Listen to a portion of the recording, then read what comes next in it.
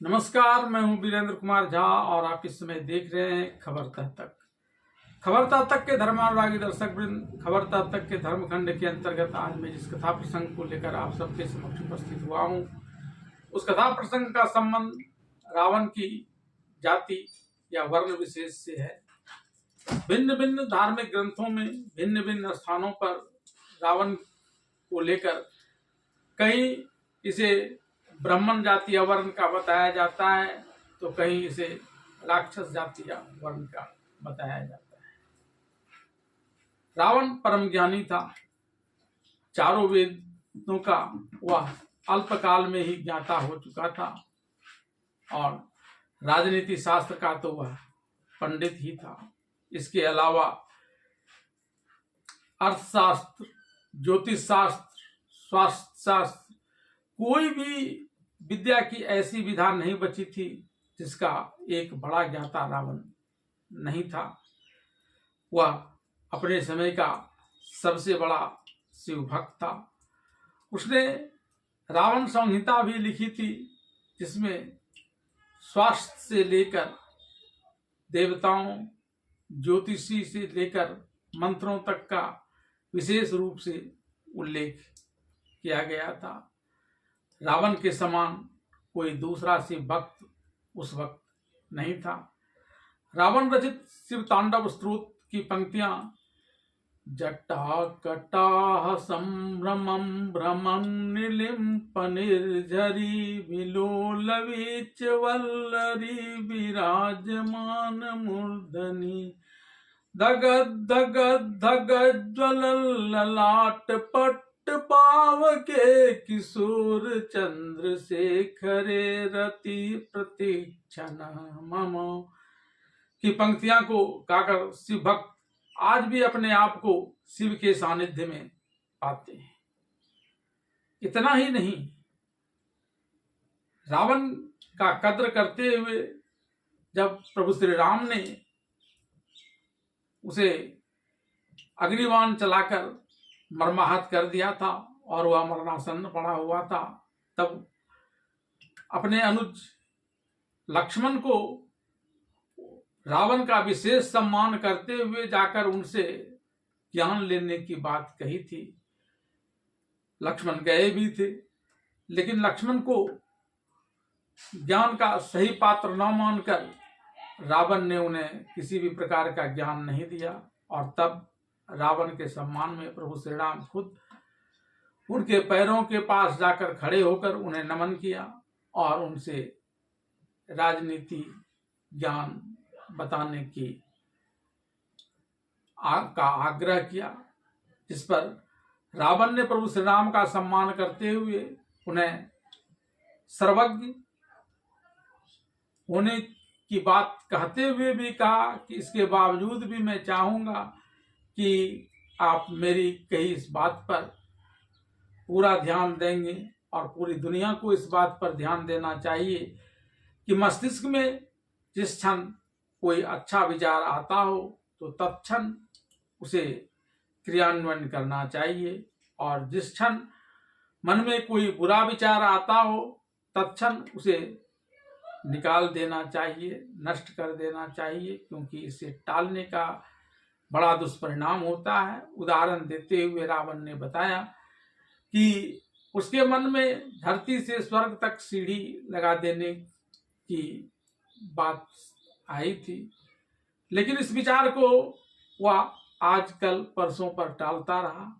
आज अब जब वह अपने अंतिम घड़ियां गिन रहा है, लेकिन वह इस काम को पूरा नहीं कर सका। वहीं जब इसके मन में सीता का छल से अपहरण करने का विचार आया तो उसे इसने तत्क्षण दूर नहीं किया, जिस कारण उसने सीता का अपहरण किया और अपने कुल का पूरा विनाश कर दिया। खुद भी अब मरणासन पड़ा हुआ है। ये तमाम बातें रावण के ब्राह्मण जाति या वर्ण की ओर ले जाता है, जबकि वहीं रावण की स्त्रीलिप्सा और बलात् किसी चीज को ग्रहण करना उसे राक्षस जाति या वर्ण की ओर ले जाता है। भिन्न भिन्न धर्म ग्रंथों की बातें या ऊपर के तर्क भले ही रावण को कहीं ब्राह्मण जाति या वर्ण की ओर जाता हुआ दिखाता है तो कहीं राक्षस जाति या वर्ण की ओर। खुद रावण ने भी रावण संहिता में इस बात का उल्लेख किया है, लेकिन रावण संहिता में रावण की उत्पत्ति को लेकर जो बातें बताई गई हैं उससे चर्चा से पूर्व मैं एक बार हमेशा की तरह आपसे पुनः निवेदन करता हूं कि जिन लोगों ने अभी तक फेसबुक या यूट्यूब पर खबरता तक चैनल को सब्सक्राइब नहीं किया है वे इसे सब्सक्राइब कर लें और इसकी कहानियां पसंद आने पर इसे लाइक कर या इस पर कमेंट्स कर आप अपनी प्रतिक्रिया को दें, ताकि इस धर्म का प्रचार और प्रसार पूरी दुनिया में हो सके, पूरी दुनिया के लोग धर्म की वास्तविकता को समझ सकें। अब चर्चा रावण संहिता की।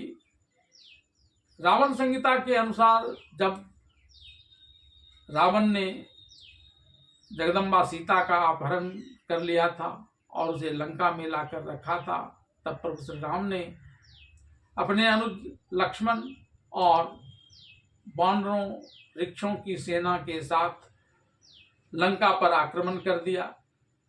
रावण के समस्त बंधु बांधवों को मारते हुए अंत में रावण को भी मारने में सफलता प्राप्त की और उसके बाद लंका का राज्य विभीषण को सौंप कर वे लक्ष्मण, सीता और अपने सैनिकों के साथ लंकापुरी से अयोध्या वापस लौट आए। यहाँ उनके आने की खबर सुनकर ऋषि अगस्त्य के नेतृत्व में मुनियों की एक टोली उन्हें धन्यवाद कहने के लिए आई और इस टोली ने इंद्रजीत की बड़ी प्रशंसा की। तब प्रभु श्री राम ने रावण को महान बताते हुए इंद्रजीत के बारे में भी उन ऋषियों से बताने का आग्रह किया। इस पर ऋषि कुंभज यानी ऋषि अगस्त्य ने रावण के पिता विश्रवा से ही उसकी उत्पत्ति की कहानी प्रारंभ कर दी। इस कहानी के अनुसार ब्रह्मदेव के पुलस्त नामक एक पुत्र थे जो परम ज्ञानी थे और हमेशा तपस्या में लीन रहते थे। ये काफी मिलनसार थे, इस कारण अक्सर लोग इनसे मिलने जुलने आया करते थे। इससे तप में होने वाली बाधा को देखते हुए ऋषि पुलस्त मंदार पर्वत पर आकर तपस्या में लीन हो गए।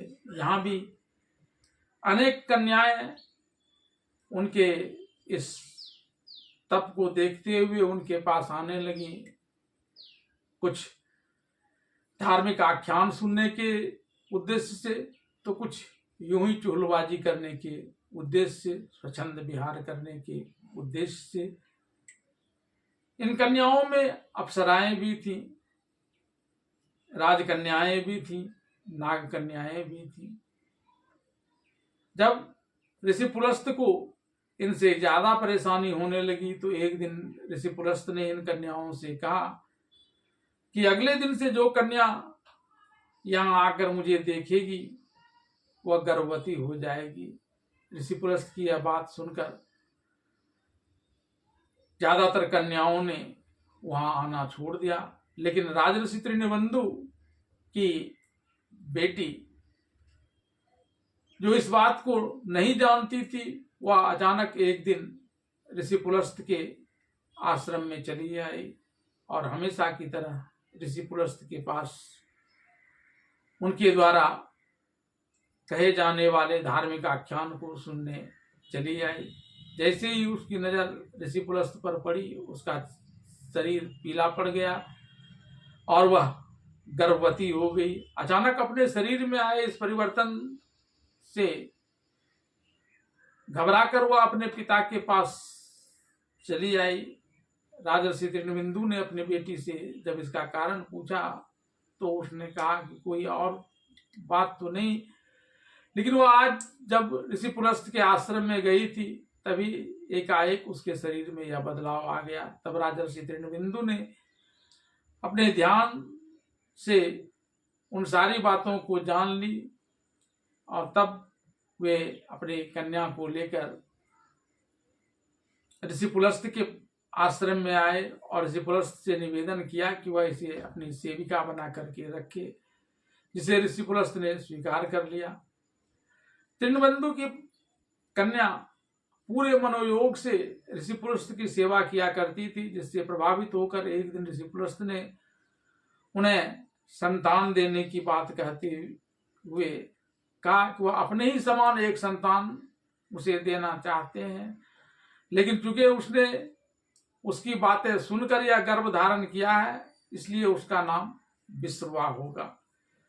विश्रवा अपने पिता ऋषि पुलस्त के समान ही ज्ञानी था और धर्म चर्चा में लगा रहता था, तपस्चर्चा में लगा रहता था, जिसे देखकर ऋषि भरद्वाज ने अपनी कन्या के संग उनका विवाह कर दिया, जिससे विश्रवैन नामक एक पुत्र उत्पन्न हुआ जो बाद में लोकाधिपति नियुक्त हुआ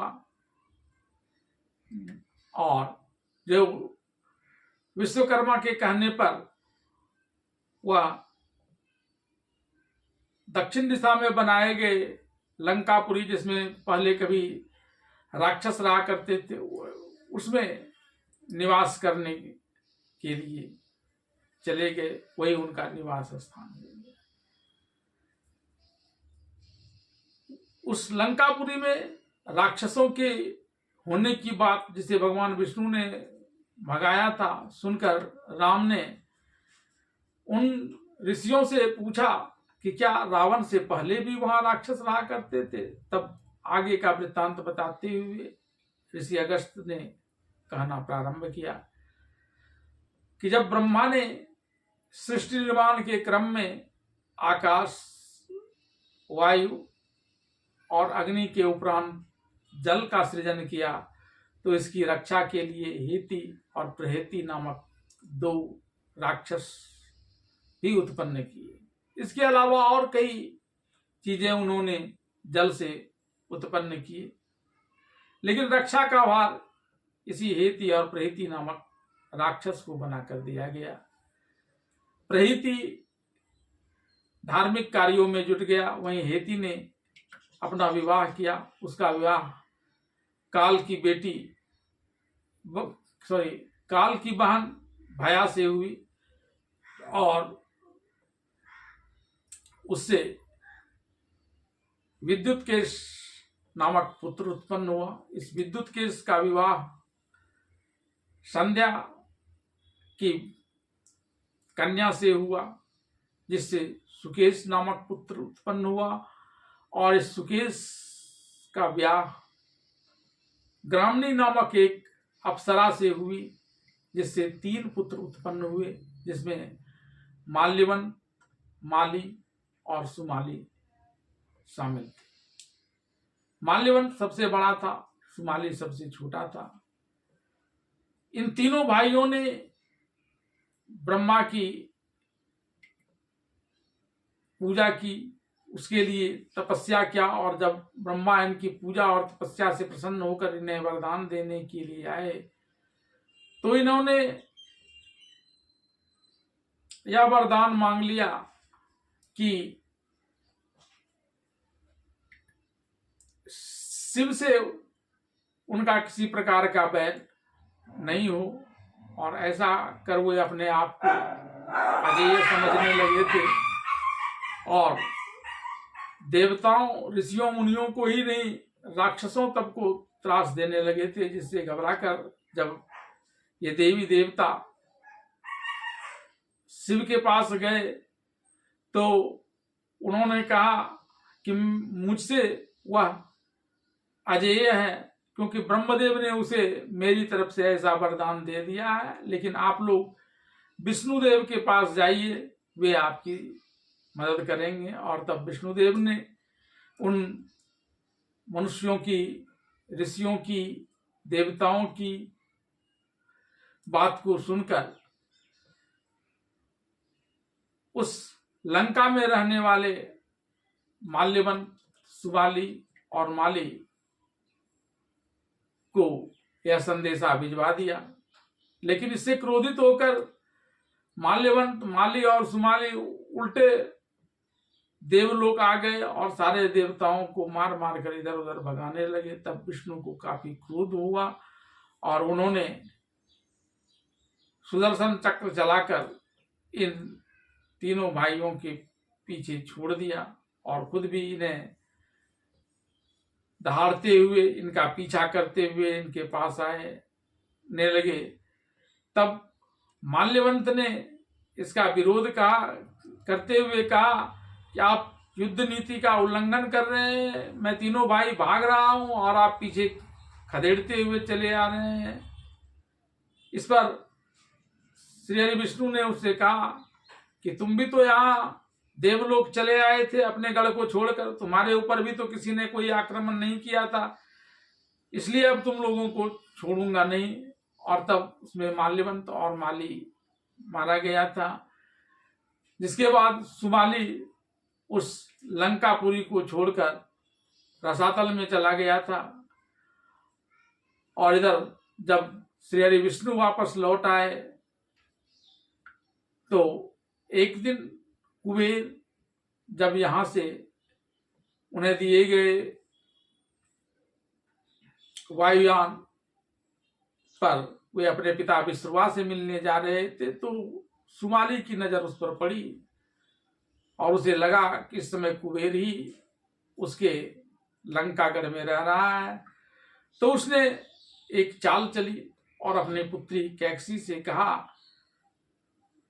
कि देखो सुकेश कितना सुंदर युवक है, तुम्हें भी ऐसा पुत्र हो सकता है और इसके लिए तुम ऋषि विश्रवा के पास जाओ और उनसे पुत्र देने की प्रार्थना करो। यह सुनकर कैकसी तत्क्षण ऋषि विश्रवा के पास चली आई, जो उस समय तपश्चर्या में लीन थे। वहां जाकर कैकसी खड़ी हो गई, जिससे ऋषि विश्रवा का ध्यान भंग हो गया। और तब उन्होंने कैकसी से उसका परिचय पूछते हुए उस कारण विशेष को भी पूछा जिस उद्देश्य से वह वहां आई थी। इस पर कैकसी ने उसे सिर्फ अपने आप को सुमाली की पुत्री बताते हुए कहा कि बाकी बातें आप अपने ज्ञान मार्ग से जान सकते हैं। तब ऋषि विश्रवा ने उससे कहा कि मैं जान चुका हूं कि तुम पुत्र की मनोरथ से यहां आए हो, लेकिन इस समय मुझसे तुम्हें क्रूर कर्मा राक्षस पुत्र ही उत्पन्न होंगे। यह सुनकर कैकसी काफी घबरा गई और उसने विनती की कि मैं आप जैसे ब्राह्मणों से ब्राह्मणोचित पुत्र की उत्पत्ति चाहती हूं, राक्षस की नहीं। तब तब विश्रवा ने कैकसी से कहा कि इस क्षण विशेष के कारण जो बात मैंने कही वह तो होगा, लेकिन उसमें ब्राह्मणोचित गुण भी होगा। पहले पुत्र में, दूसरे पुत्र में ब्राह्मणोचित गुण नहीं होगा, लेकिन तीसरे पुत्र में पूरी तरह से ब्राह्मणोचित गुण होंगे। और इसके बाद रावण का जन्म हुआ, जो विश्रवा के कहे अनुसार रावणोचित गुण, ब्राह्मणोचित गुण अर्थात ज्ञान, प्रगल्भता आदि से परिपूर्ण था। लेकिन वहीं उसमें कुछ राक्षसोचित गुण भी आ गया, स्त्रीलिप्सा, बलात् किसी चीज पर अधिकार करना आदि। वहीं कुंभकर्ण जो उसका दूसरा पुत्र था कैकसी का, वह पूरी तरह से राक्षसी वृत्ति का हुआ और अंतिम सबसे छोटा पुत्र विभीषण पूरी तरह से ब्राह्मणोचित गुणों से परिपूर्ण था। तो यह था रावण की कहानी, जिस कारण उसमें ब्राह्मणोचित गुण ही ज्यादातर थे, लेकिन राक्षसोचित गुण भी था। इस कहानी को अंत तक सुनने के लिए, अंत तक देखने के लिए आप सभी का धन्यवाद।